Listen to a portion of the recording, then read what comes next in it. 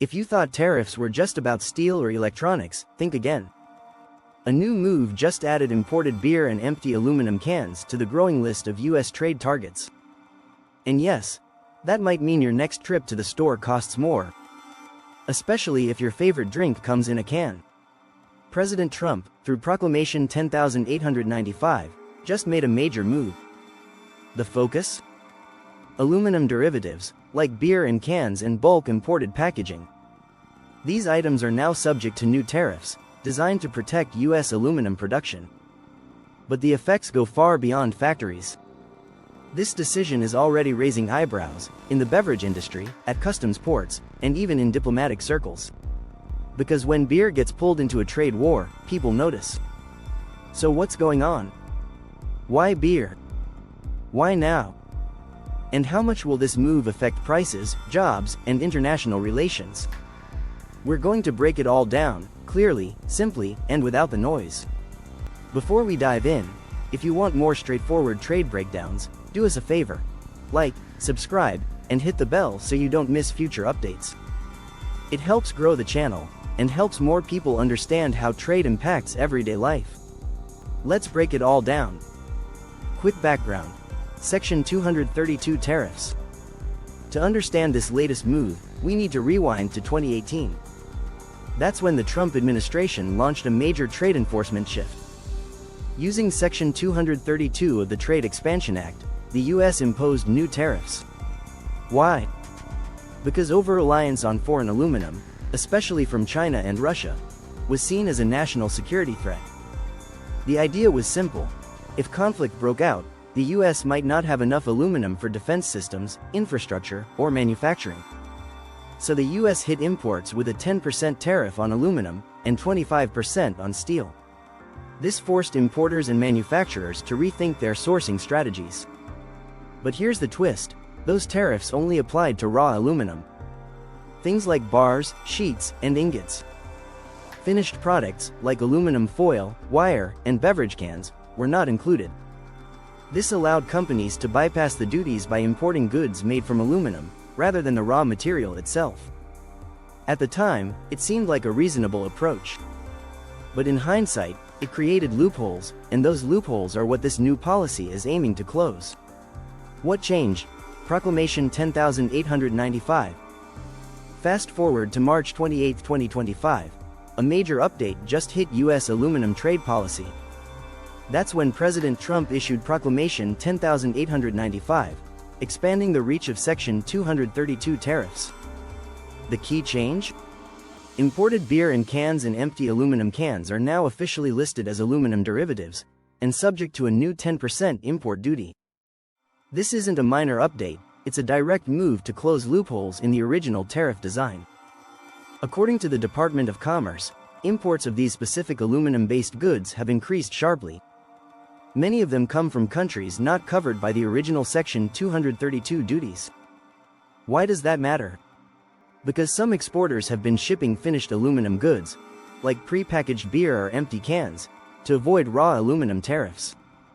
It's a workaround. Don't export the metal, export the product made from it. By adding these items to the derivatives list, the administration is cutting off those workarounds and tightening the overall system. It also sends a signal.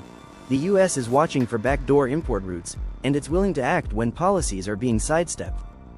This marks a shift from broad metal tariffs to more targeted enforcement, based on real-world import behavior. What exactly is being taxed now? So what's actually covered under these new tariffs? There are two main product types now defined as aluminum derivatives. 1. Imported beer in aluminum containers. That includes both bottles and cans, but the spotlight is on canned beer from brands like Heineken, Corona, and Modelo. 2. Empty aluminum cans brought into the US for bottling or packaging. These are used by major soda brands, energy drink companies, and craft brewers alike. Here's the bottom line. If the can is aluminum-based and imported, it's now subject to a 10% tariff under Section 232. This is a big shift. These products were previously exempt from aluminum tariffs, even though they're made almost entirely of aluminum. Now, let's be clear on what's not included. This new tariff does not apply to glass bottles, plastic packaging, 3. US-made aluminum can. So, if your drink is bottled domestically or comes in non-aluminum packaging, there's no change. But if it's a can made abroad, or beer imported in an aluminum container, that product now gets taxed at the border. This change draws a sharp line between foreign and domestic aluminum, and that's the entire point of this move. Why beer and cans? At first glance, it might seem odd that beer and empty cans are being targeted. But there's a clear reason behind it, and it's tied to import behavior. According to the Department of Commerce, imports of beer in aluminum containers and empty cans have been rising sharply, especially from countries that weren't hit hard by the original 232 tariffs. Here's what analysts think is happening. Exporters are intentionally ramping up shipments of finished aluminum products to avoid duties on raw materials. Think of it like this: if a country can't send raw aluminum to the US without paying a tariff, they might just use that aluminum to make cans, fill them with beer, and ship the finished product, tariff-free. It's a classic loophole. And from a trade policy angle, it works. The US saw this and realized finished goods were flooding in while domestic aluminum producers were still hurting. So this new move is designed to close that gap. By labeling beer cans and packaging as aluminum derivatives, the administration is reinforcing the original goal, to protect US aluminum production. It's not just about beer, it's about reasserting control over a critical part of the industrial supply chain. Who's affected? So who's getting hit by this tariff change? First, major beer importers like Modelo, Heineken, and Stella Artois. Most of their products are canned and shipped directly from overseas. Now they face higher costs, and those costs could hit consumers. Second, beverage companies across the board. That includes energy drinks, sodas, and bottled water brands that rely on imported cans. Some companies prefer foreign can suppliers because they're cheaper or faster, especially when domestic shortages occur. Third, US craft breweries, especially small ones. Many of them import cans in bulk to cut costs. With the new tariffs, they may be forced to raise prices, scale back, or absorb losses. Fourth, retailers and wholesalers. They buy in bulk and pass products down the chain. When their suppliers raise prices, they're left to either adjust pricing or shrink profit margins. And finally, the average shopper. Higher costs on beer, canned drinks, and packaged beverages will likely trickle down to store shelves. But that's not the only concern. Trading partners may see this as US protectionism and respond with their own tariffs on American exports. That could trigger mini trade disputes over something as simple as a beer can. For businesses and consumers alike, it adds more cost and more uncertainty. International reactions and trade tensions. This policy shift doesn't exist in a vacuum. When the US adds tariffs, the world reacts. Countries like Mexico, Canada, and the European Union are already raising concerns. They see this as another sign of US protectionism, prioritizing domestic industries at the expense of trade relationships. While the US can impose tariffs under Section 232, trading partners don't always agree with the justification. If they see these new duties as unfair or in violation of trade agreements, they may retaliate.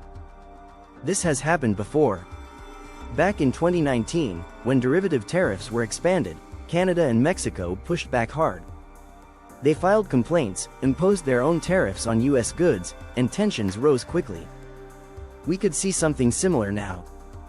If other countries believe they're being unfairly penalized, they might hit back by targeting US exports, like agriculture, machinery, or even alcohol.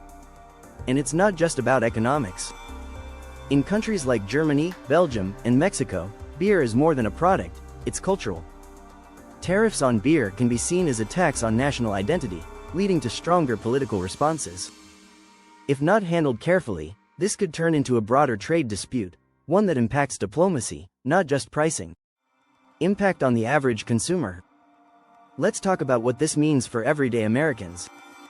If you grab a six-pack of imported beer on the weekend, expect prices to tick up. Even a 10% tariff adds cost, and that often gets passed straight to the store shelf. The same goes for energy drinks, sparkling water, or any beverage in imported cans. If the packaging is taxed, you'll likely pay more. Small breweries may feel it even more. Many rely on imported cans to save money. Now, they might have to scale back, raise prices, or delay products. And while no one's going broke over a soda, these changes add up. Especially in an economy where inflation is already top of mind. What makes it tricky is how quietly it happens. Tariffs aren't something most people see, but they creep into daily life in small, noticeable ways. So while this might feel like a policy story, it's really about your grocery bill and the choices available at your local store. What happens next? The new tariffs are already in effect. This isn't pending legislation, it's active, and being enforced at U.S. ports. The Department of Commerce has updated the list of aluminum derivatives, and Customs and Border Protection is collecting duties. For importers, this means immediate action. 1. Check your HTS codes. If your goods fall under the updated list, they're now taxable. 2. Review sourcing. Domestic options may now be more competitive. 3. Talk to a customs broker. They can help with compliance and duty minimization. For consumers, the change will take longer to notice. Retailers still have existing stock, so prices may stay stable short term. But over the coming months, as new shipments arrive, expect gradual changes. That could mean slightly higher prices on beer, soft drinks, and other canned products. It won't be dramatic, but in today's economy, even small increases matter. Final thoughts, big picture. This story isn't just about beer or cans. It's about how trade policy affects real life, often in ways we don't expect. With Proclamation 10,895, President Trump is showing that Section 232 still matters. It's a signal that the U.S. is serious about stopping workarounds and protecting domestic manufacturing. Whether it's raw materials or finished goods, the administration is watching how foreign aluminum enters the country, and taking action when needed.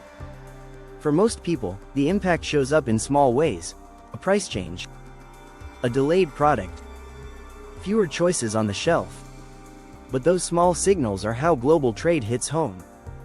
We'll be keeping an eye on what comes next, from international reactions to industry shifts, as this policy plays out. And if you found this breakdown helpful, here's how you can support the channel. Like this video, subscribe for weekly trade updates. Drop a comment, we want to hear your thoughts.